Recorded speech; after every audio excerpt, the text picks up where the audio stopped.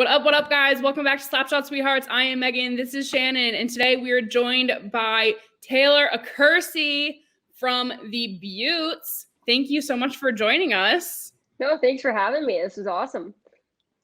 Yeah, always excited to have more females on the pod. Oh, yeah.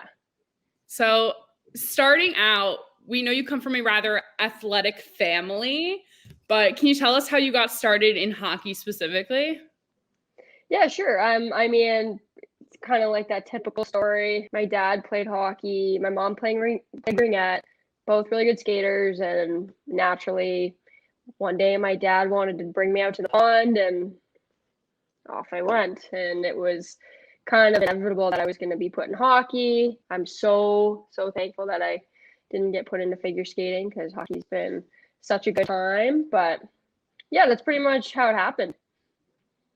Yeah, and I know reading a little bit more about you that you didn't plan on playing hockey anymore after school. So what changed your mind? I mean, obviously it's good that you did.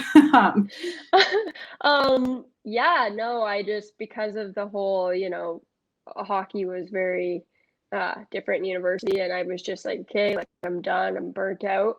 But then my sister signed me up for a tryout with the Buffalo Beauts because that would have been the closest team for us, being just outside of Toronto, and at the time there was no Toronto team. So she had signed me up for a Beauts tryout, and I went out and I got signed after the first skate, and here I am, worked my way up.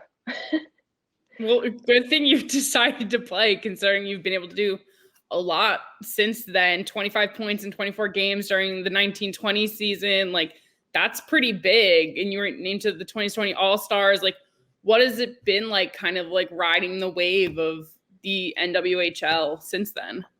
Honestly, I have loved every single moment that I've been able to play in the league. It's been a ride. And again, I'm all about fun, playing hockey, being around really good people, and I can honestly say that this league is phenomenal for that. It really showcases like the talent of women who want to play after college and also have a good time. Like the bus trips, the plane trips. It's a really good opportunity to just live the dream a little longer, I'm gonna say. And being surrounded by great people who also want to grow the game is a bonus too.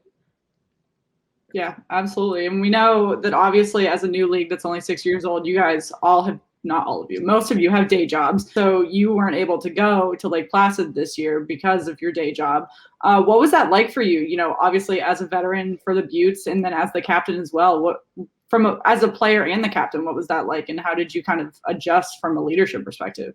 Honestly, it was torture. It sucked having to watch my teammates from home, but yeah, we have a great GM, Nate Oliver. He was able to swing it in a way where I was still able to be kind of like a scout, like, talk to the girls. And again, I'm not a big talker anyway. Like in the room, I'm all about like, yeah, let's have fun, let's go out there and work hard. I was able to shift to more of a, okay, I've been able to watch other teams, and this is kind of what they do, and these are the strategies that they use. So it was more of like a scouting role, which, hey, you know what? There's a role for everybody, and it's just about riding that out. But for me, I wish that I could have been there and having a good time with the girls. Yeah, absolutely. Was there like a kind of big readjustment point? You're such a strong offense point for them to like have to rework those lines and really kind of resituate like the way the team would generally function there. Yeah, definitely. But again, with the coaches and our GM, they were able to adjust, I would say. I mean, obviously the season didn't go as we planned because Right. we didn't win the cup. But I can tell you in full confidence that I have never been more excited for season 7 and to see what this group, or the season 7 group, I guess, can do. It's been a while. Buffalo is such a great city for hockey, especially women's hockey, that I cannot wait. I've literally, I'm like, okay, I've never rushed summer, but I cannot wait to see like what October brings. So I'm excited that way. Well, I wouldn't call Buffalo a summer destination either, so you know, that probably plays in. Honestly, I don't even know about winter, but like we make it work. Absolutely. And since you said the season 7, crew, Carly Jackson, your rookie goalie, was incredible in the bubble. And like you said, even though you guys didn't make it to Boston, she really showed a ton of potential for next year, which obviously has to be exciting for you going into next season. Oh, absolutely. And I think it's also important too to have like a good forward goalie relationship. It's like, okay, don't worry about that goal. I'm gonna go snipe a few more. Right. And unfortunately, that's also what I miss. Just being able to sell you hard and showing all these new rookies how it's done. But I was gonna say, I know that I just saw on social media the Beauts were having tryouts soon. Does every team do that in the NWHL, or is that specific to the Beauts? Because I haven't seen it anywhere else. So usually, in my experience, they do hold like a tryout skate per se. Some teams do it by invite only, or they'll do it like kind of privately and they won't publicize that they're holding those. Again, Beauts, because it's in Buffalo, there's a lot of girls locally in the area that, oh, I see this, I'm gonna come out, or send the GM an email and see what we can do from there. But yeah, it all depends on the organization, to be honest, but I think like most of the teams do it, but just not all publicize it. Got it. So what's like the timeline for you guys? Like, when do you start training again for next season? What is your typical summer off like? So in an ideal, not pandemic situation, Right. I'm training all summer. I like to just be fit in general, I guess. The Beauts kind of start things off by the end of September. We like to do like a camp, get a few practices in. Everybody can kind of team bond. Hey, who are you? Oh, okay, what position do you play? What are you good at? Okay, this is me. This is what I'm good at. Nice to meet you, kind of thing.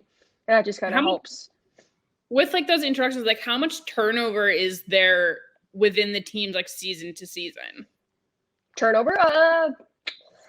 I mean, at the end of every year, it's kind of different. But usually, like, I would say at least half the team returns, typically. I mean, after, a couple of years ago, there weren't very many of us that returned. But again, there's always going to be girls that want to play, and that's what we want there anyway. Yeah, for sure. Absolutely. So what, in terms of, obviously you want your team players to come back, and especially because you weren't able to play with them this year, but what else are you looking forward to going into next year in terms of what you guys are going to build upon as a team, or in terms of skill and all of that going into October?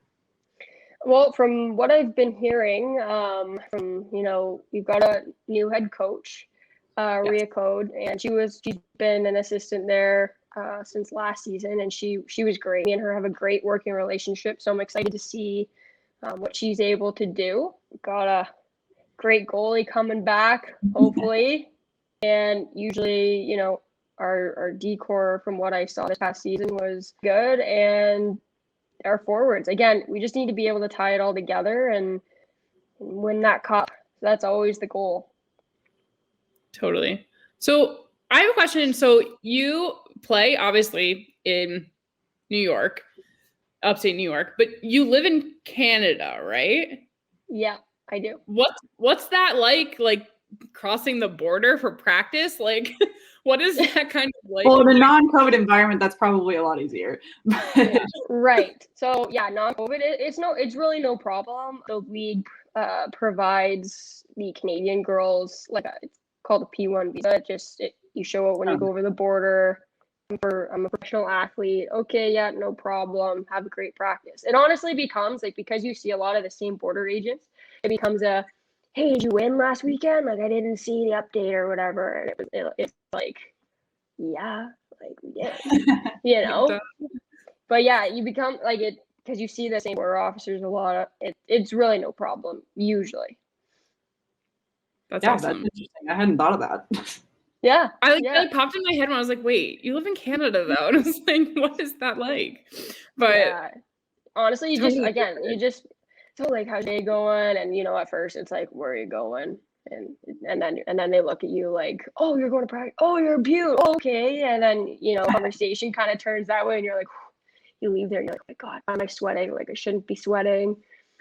But it's the same thing every time. Why am I nervous? Yeah. Awesome. We kind of been asking different players we've talked to, did you kind of feel a shift this year in like acknowledgement and recognition for the league? Like, I know we from like a social media perspective kind of saw a bigger push this year that was exciting to see. Did you feel it internally? Oh, absolutely. I think this year, especially with a lot of the sponsorships that the league had, there was a huge shift for the better. There's way more viewers. The viewership was incredible. It was amazing, and I'm hoping that a lot of those sponsorships continue into next season, because it was amazing just the way that they were able to put the women's game on such a high platform. It was great for the league, and I was super excited to see that. I'm like, oh my God, I can actually, put my TV on and not have to stream it on Twitch or whatever. I can actually put the TV on and watch the game. So that was great. It was a good feeling for sure. Yeah, we were so excited to be able to watch it in like that type of like setting, just being like, this we normalize this. Like, why can't this be a regular thing? Right, honestly. And hopefully one day that's the case, Yeah, for absolutely. sure. Well, hopefully going into next season, we see you guys on the end stage. We'll see what happens. But thank you so much for joining us today. Let our viewers know where they can find you on social. Absolutely. You can find me on Instagram. It's Accursi, and you can find me on Twitter at Accursi6. So shoot me a follow, and yeah, I'm excited. Thanks for having me out. This was super cool. Definitely want to do this again at some point, maybe midway through next season. Just let me know. I'm always down. Yeah, absolutely. Yeah, we'll check in and see what you guys are doing. Oh, yeah. Taylor Accursi, thank you so much for being here. Guys, check her out and be ready for next season with the Buffalo Beauts. And join us next time for more Slapshot Sweethearts content. Yep. Thank you.